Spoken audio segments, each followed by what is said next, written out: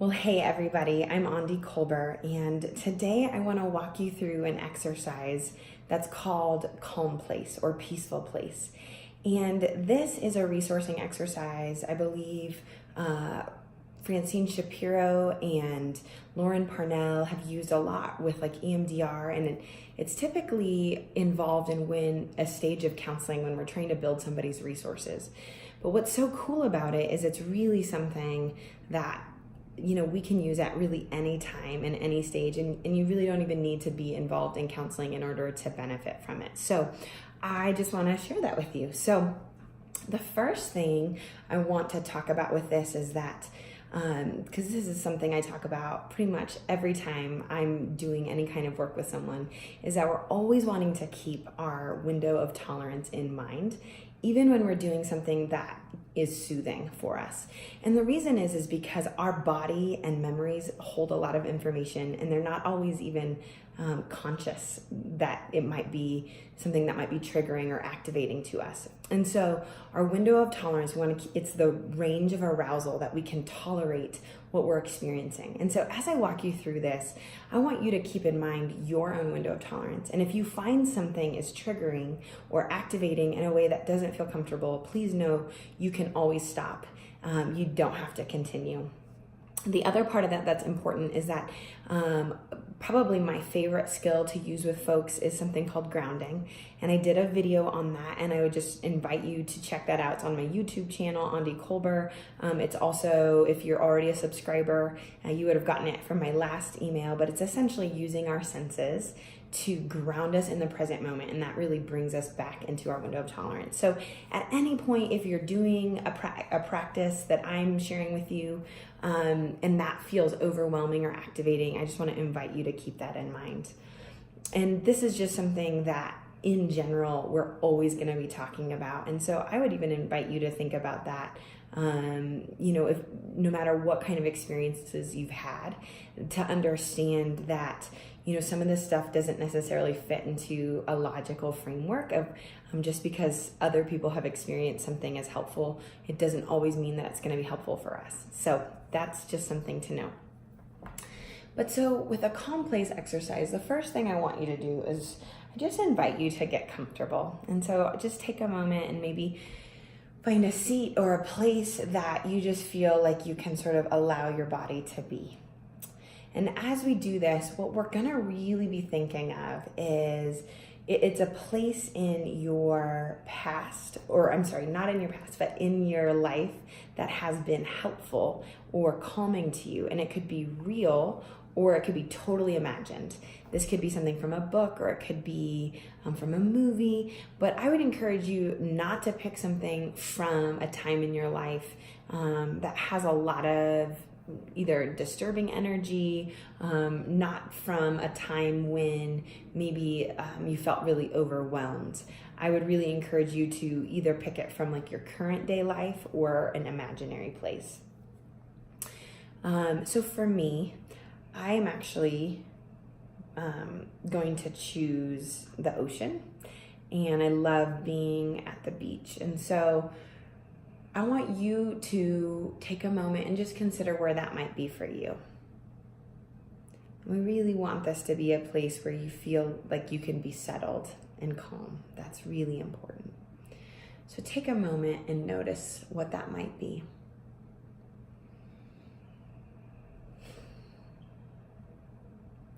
And as that comes up for you, what I want you to begin to do, and I would invite you to close your eyes, but you don't need to, I want you to notice, what is it that you're seeing when you're in this place? Take a moment and really pay attention to that. Now, what is it that you're hearing when you're in this place?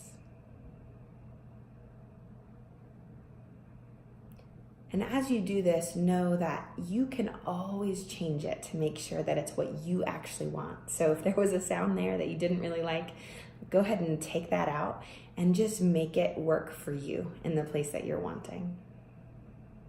Now I want you to notice, if you were to touch the area that you're around, like for me with the sand, what would that sand feel like under my feet?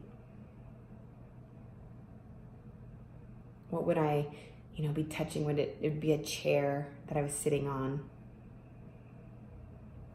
And just notice that for a moment. Now, is there anything that you'd be smelling? Give yourself a moment and just let your senses go to there. What would you be smelling?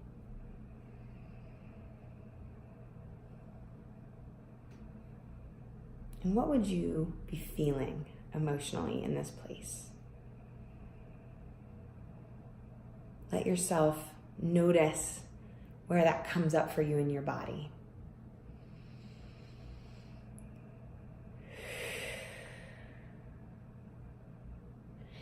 If this continues to feel positive, again, keeping in mind our window of tolerance, making sure that it feels like a resource, I want to invite you to actually do what's called a butterfly hug. And we're going to do something called bilateral stimulation, which is just going to lightly stimulate both sides of our hemisphere of our body and then our brain.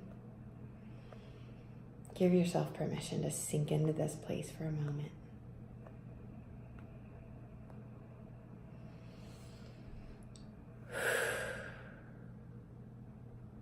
And as you do that, what are you noticing? What comes up for you? What are you noticing in your body? What are you hearing? What are you smelling? And it doesn't have to be all of them, but just one of them. And if it continues to stay positive, go ahead and continue with your tapping. At whatever pace feels good to you, letting yourself sink deeper into this, knowing it's a resource. And if at any point it starts to feel negative or you can't keep it in a positive space, either give yourself permission to come back to those thoughts or feel free to do some grounding.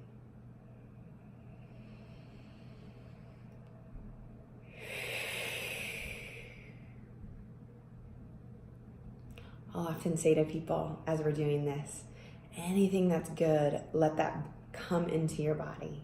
So if you're noticing that you're feeling calm, really bring that into your body. And let's do one more set with that. So just tapping, noticing.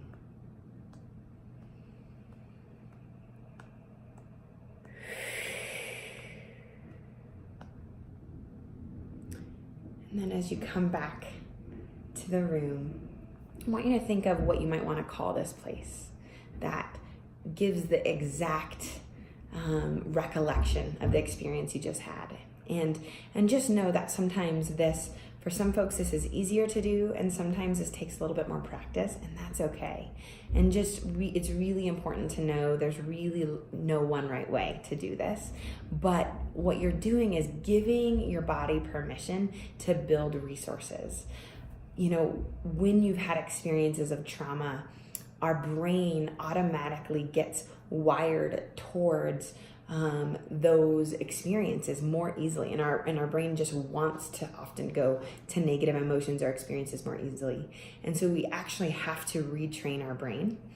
And what's so cool about this is that when we give ourselves permission to experience some of these resources, it then gives us more energy and a more grounded place to come from when and as we work through hard things. And so it's not that we don't want to acknowledge and work through the things that might have disturbance or traumatic energy, but we want to do it in a way that we're not overwhelmed by it, that we are taking it piece by piece. And so, one of the really important things is that we just have a sense that we are stable in our everyday lives. So I just would encourage you to use this resource. Really, you can use it any day, any time. I